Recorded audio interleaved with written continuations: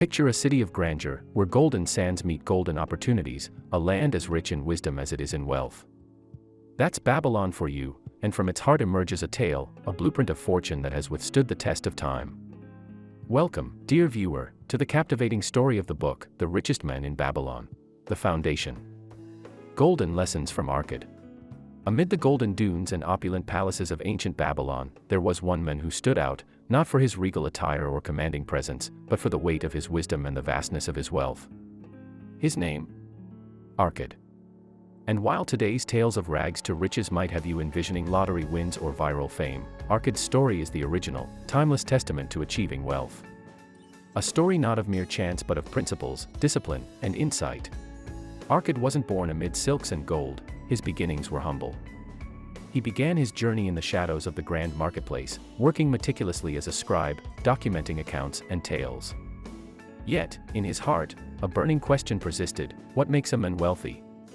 Is it mere fate, or is there a method to the magic? His relentless pursuit for answers led him to one of the most elemental truths of prosperity. Before you satisfy any other obligation, before you splurge on luxuries or even necessities, you must pay yourself. Arcad decided that a tenth of all he earned was his to keep. It's a principle so straightforward yet profoundly transformative. In today's whirlwind of expenses and desires, it's an art that's often lost. Yet, Arcad's journey to affluence wasn't just about tucking away a portion of his earnings. It was also about making that saved amount grow, about ensuring that his gold didn't just sit but sowed seeds for more gold. He ventured into the world of investments, but he was no blind gambler. He understood that the realm of multiplying one's wealth was strewn with both opportunities and mirages. So, he did something that set him apart: he sought wisdom. He approached those who had trodden the path before him, learned from their successes, and more importantly, from their failures. Investing wasn't just about the allure of multiplying gold, it was a science and an art for Arcad. He realized early on that while the glitter of a quick gain was tempting, true wealth came from understanding one's ventures, from delving deep, asking questions, and never letting the shine of gold blind one's judgment.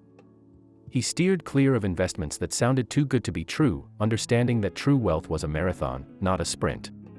In Arcad's foundational lessons, there's a blend of discipline, wisdom, and foresight. It's a dance between saving and investing, between guarding one's wealth and letting it flow. As the sun cast long shadows in Babylon, Arcad's wealth grew, not just in coins but in the legacy of his golden principles. Principles that echoed then and continue to resonate now, remind us of the timeless art of becoming truly wealthy. If you are enjoying the video and interested in reading the book yourself, check out the link in the description. Navigating financial waters. Steering clear of pitfalls. Picture ancient Babylon, where chariots blaze trails through the bustling streets, markets teem with merchants from distant lands, and tales of fortune and folly are woven into the very fabric of the city.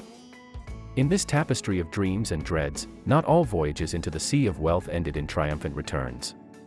Many a Babylonian, lured by the siren song of quick riches, found themselves shipwrecked on the treacherous shores of financial disasters. But why? How could the richest city in the world also be a cemetery of shattered financial dreams? In the heart of Babylon, Arcad's lessons on wealth continued, but this time, they delved into the darker alleys of finance, the pitfalls, the traps, and the illusions. For every story of success, there were tales of those who, blinded by the glint of easy gold, ventured into investments they knew little about. Their gold, rather than working for them, vanished into the pockets of cunning merchants and crafty schemers. Arcad, ever the wise sage, likened money to a masterful runaway horse. Without the reins of control and the bridle of knowledge, it's bound to throw off its rider, dashing their dreams in the process. He spoke of the dangers of lending money without security, of putting one's trust and gold into ventures without understanding them, and the perils of following crowd mentality. Many were the tales of those who, hearing of a neighbor's fortune, plunged headfirst into similar ventures, only to find that success isn't a mere game of imitation. One of the most poignant tales was that of a man who, eager to multiply his savings, entrusted his gold to a brickmaker who promised to buy rare jewels from a distant land. A brickmaker's expertise in jewels. The outcome was as expected, a disaster. The message was clear: to entrust your money, understand the venture, and ensure expertise.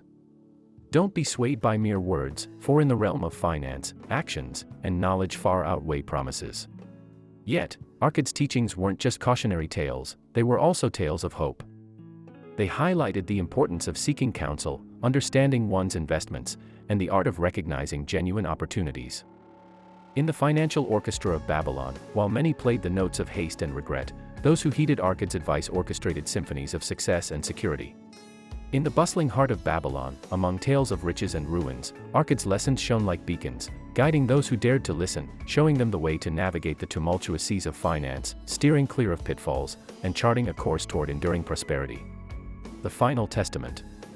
Leaving a legacy.